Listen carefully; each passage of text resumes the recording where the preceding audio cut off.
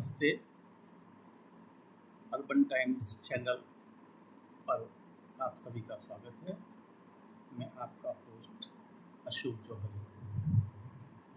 मित्रों, आज मैं एक बहुत ही संवेदनशील और महत्वपूर्ण विषय पर आपसे बात साझा करना चाहता हूँ, और वह है हाल ही में सर्वोच्च न्यायालय के द्वारा आरक्षण संबंधी एक निर्णय। इस निर्णय में सर्वोच्च न्यायालय ने 7 न्यायाधीशों की एक पीठ के माध्यम से 6-1 के बहुमत से एक निर्णय दिया, जिसमें कहा कि सरकार या राज्य आरक्षित कैटेगरी में सब कैटेगरीज का वर्गीकरण कर सकते हैं, मतलब कोटा विद इन कोटा। यद्यपि यह वाली कंसेप्ट ओबीसी कैटेगरी में पहले से चल रही थी। मंडल केस या इंदिरा साहनी केस, उसमें कोर्ट ने पहले ही कहा था कि क्रीमी लेयर को अलग किया जाना चाहिए उस वर्ग से जो कि आरक्षित किए जाने हैं। तो इस हाल ही के जजमेंट में सर्वोच्च न्यायालय में भी उस कंसेप्ट को अप्लाई करके, शामिल करके यह कहा है कि quota within quota permissible है। और ऐसा कहते हुए उन्होंने सलाह दी है, यह आदेश नहीं है, एक्चुअली ये जो प्रोविज़न है ये इनेबलिंग प्रोविज़न है।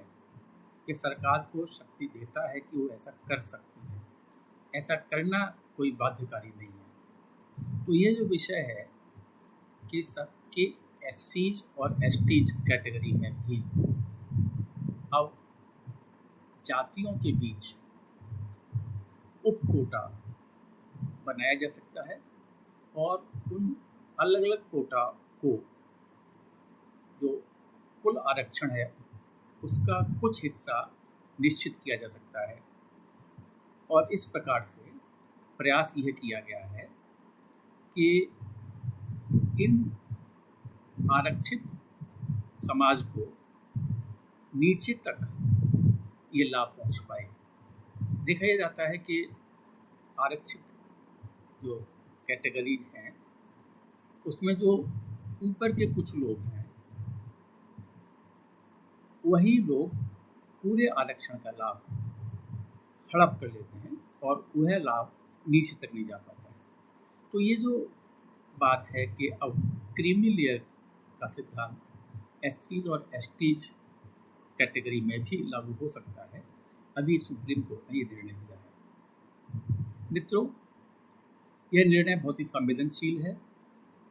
आरक्षण का विषय वैसे भी बहुत ज़्यादा संवेदनशील है, और इस पर विभिन्न राजनीतिक दल अपना कोई भी स्टैंड लेने से पहले बहुत सोच विचार कर रहे हैं। कोई भी खुल करके सामने नहीं आ पा रहा। लेकिन आज इस वीडियो को बनाने का मेरा जो कारण था वो ये कि बीजेपी के एससी और एसटी कैटेगरी के सभी सांसद प्रधानमंत्री मोदी से मिले और उन्होंने ये मांग की कि सर्वोच्च न्यायालय के इस निर्णय को नहीं माना जाना चाहिए।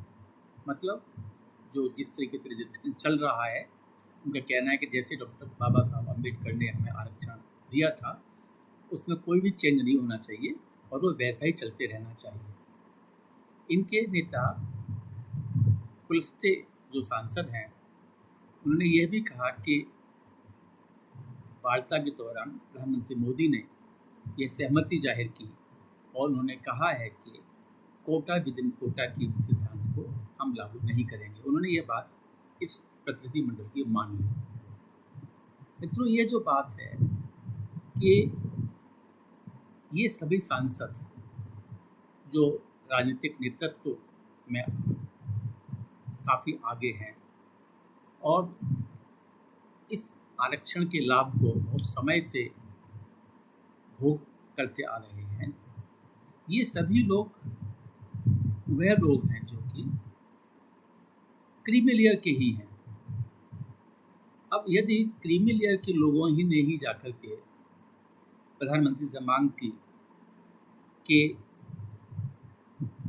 ये कोटा विदिन कोटा नहीं लागू किया जाए और जिस तरीके से चल रहा था वैसे ही चलने दिया जाए, और उनकी ही केवल मांग को सुनकर यदि सरकार कोई निर्णय लेगी, तो मेरे विचार से उचित नहीं होगा।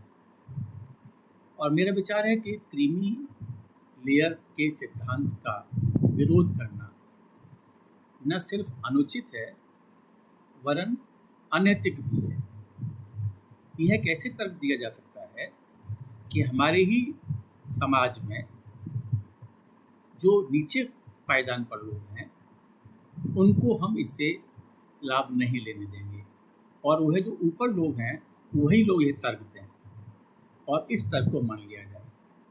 मित्रों, ये जो सारी कंसेप्ट है क्रीमी लेयर की, वो यह है कि किसी भी समाज में कुछ लोग होते हैं जो शेष से ऊपर होते हैं, तो उनको एक्सक्लूड करके एक पॉइंट, एक कट ऑफ पॉइंट तय किया जाता है कि इससे ऊपर के जो लोग हैं उनको रिजर्वेशन का लाभ नहीं मिलेगा और उससे नीचे के लोग जो हैं उनको लाभ मिलेगा। यह सिद्धांत है जो कि भारत में रिजर्वेशन के सिस्टम को कुछ तर्क संगत बनाने के लिए सर्वोच्च न्यायालय ने दिया, और इस पर ओबीसीज की कैटेगरी में पहले से चल रहा है। अब यहाँ पर राजनीति शुरू हुई। विभिन्न राजनीतिक दल प्रमुख रूप से अपना मुंह नहीं खोल रहे हैं, शांत हैं। मायावती ने कह दिया है कि वो इसका विरोध करती हैं, सर्वोच्च न्यायालय के निर्णय का विरोध करती हैं।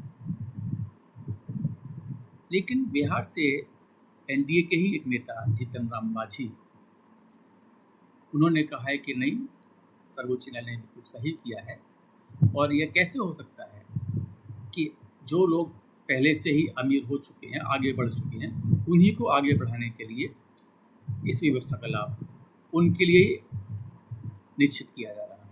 उन्होंने सर्वोच्च न्यायालय के इस निर्णय का स्वागत किया है और कहा है कि सरकार को इसे मानना चाहिए। दूसरी ओर एनडीए के ही दूसरे नेता पासवान, उन्होंने कहा है कि चिराग पासवान जी,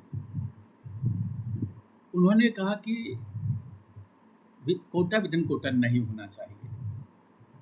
उन्होंने कहा कि समाज को यह जो विशिष्ट लाभ दिए जाने की बात है वह पूरे समाज को एक तरीके से देने की बात है, और समाज का आधार यह रहा कि यह पूर्ण समाज ही भेदभाव का शिकार रहा, जातियों का शिकार रहा, तो इसको एक ही माना जाना चाहिए और इस आधार पर इनके बीच में वर्गीकरण किया जाना उचित नहीं है। मित्रों, ये जो कंसेप्ट है वह ये है कि एक समाज में, जैसे शेड्यूल कास्ट में लगभग 1000 जातियां हैं, एसटीज में लगभग 700 जातियां हैं, ये सब होमोजेनस हैं, सभी समरूप हैं। यदि ये माना जाए कि सभी समरूप हैं, सभी समान हैं, तो इनको एक होमोजेनस ग्रुप मानते हुए, इनको पूरी को एक कैटेगरी मानते हुए, इनको पूर्ण जो आरक्षण है वो पूरे में उस हिसाब से बांटा जाए। लेकिन यह कहना कि ये होमोजेनस है, ये मेरे विचार से बिल्कुल उचित नहीं है। शेड्यूल कास्ट में जो विभिन्न जातियां हैं उनमें बहुत अंतर है, वो कोई भी एक होमोजेनस ग्रुप नहीं है। इसमें कुछ जातियां हैं जो ऑलमोस्ट ब्राह्मण हैं, कुछ जातियां हैं जो वहाँ पर भी दलित हैं। वाल्मीकि समाज दलित है और जाटव समाज एससीज में ब्राह्मण है। इनके बीच में सामाजिक संबंध बहुत कम है, इनके बीच में शादी ब्याहों के संबंध नहीं हैं, इनकी जो सोशल रिलेशंस हैं उसमें भी अंतर साफ साफ दिखता है। यानी कि उस शेड्यूल कास्ट समाज में भी जो उच्च जातियां हैं वे अपने ही समाज की निम्न जातियों के साथ भेदभाव करती हैं। यही स्थिति दूसरी जातियों के बीच में भी है। इनमें भी श्रेणियां हैं। शेड्यूल कास्ट में भी बहुत सारी श्रेणियां हैं। कुछ जातियां उच्च हैं, कुछ जातियां निम्न हैं। तो इस आधार पर यह कहना कि यह पूरा एक होमोजेनस सोसाइटी है, समरूपता है, और इस समरूपता के आधार पर पूरी सभी जातियों को एक ही मान करके पूरा जो कोटा है एससी का वो पूरे के लिए होगा, न उनके बीच में कोई भी उपवर्गीकरण नहीं हो सकता। यह तर्क बिल्कुल भी उचित नहीं है। और प्रश्न ये है कि कांग्रेस के ही जो अध्यक्ष हैं, बड़े नेता हैं, जो खुद दलित समाज से आते हैं, मल्लिकार्जुन खड़गे, उन्होंने भी कहा है कि नहीं, सर्वोच्च न्यायालय का यह निर्णय गलत है और प्रधानमंत्री को चाहिए कि संविधान में संशोधन लाएं और इस सर्वोच्च न्यायालय के निर्णय को समाप्त करें। और जिस तरीके से जो उप वर्गीकरण की बात चल रही है उसको लागू न किया जाए, इस तरीके से उन्होंने कहा। अब मित्रों, ये मल्लिकार्जुन खड़गे साहब दलित तो हैं, लेकिन ये उच्च दलित हैं, ये अग्रणी हैं उनमें, और ये बहस कर रहे हैं, तर्क दे रहे हैं कि सब एक से हैं और इसलिए यह आरक्षण जो है उनमें कोई अंतर नहीं किया जाना चाहिए, कोई सब कैटेगरी नहीं बनाई जानी चाहिए। इसी प्रकार से यदि राहुल गांधी ने तो अभी कोई इस पर क्लियर प्रतिक्रिया दी नहीं है, दूसरे लोग भी बच रहे हैं इस पर कोई प्रतिक्रिया देने से, क्योंकि ये बहुत ही संवेदनशील मुद्दा है और इससे वोट बैंक बहुत अधिक प्रभावित होगा। तो यह एक तरीके से परीक्षा की घड़ी है हमारी वर्तमान सरकार के सम्मुख कि वह इस पर क्या करे। आज की स्थिति यह है कि मुझे ऐसा लगता है कि सरकार के सामने राजनीतिक विवशता है। समझना ये चाहिए कि राजनीतिक विवशता एक दुष्चक्र है।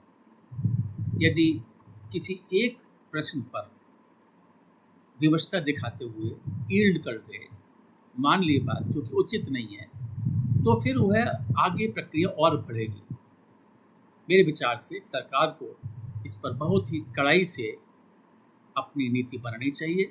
यद्यपि अभी सरकार की ओर से कोई भी आधिकारिक स्टेटमेंट नहीं आया है कि इस पर उनकी क्या नीति होगी, लेकिन मुझे ऐसा लगता है कि सरकार इस पर कुछ झुक रही है और सर्वोच्च न्यायालय के इस निर्णय को लागू न करने की बात समझ यह दे चुकी है विभिन्न लोगों को, और यह उचित नहीं होगा। सर्वोच्च न्यायालय ने राजनीति से ऊपर उठ करके एक निर्णय दिया। राजनीतिक क्लास को उसका उपयोग करना चाहिए और पूरी की पूरी आरक्षण की व्यवस्था में यदि कोई तर्क संगत बात लाने के लिए न्यायपालिका ने एक निर्णय दिया है तो उसको लागू करते हुए इन्हें आगे बढ़ना चाहिए। यही एक रास्ता होगा। धन्यवाद।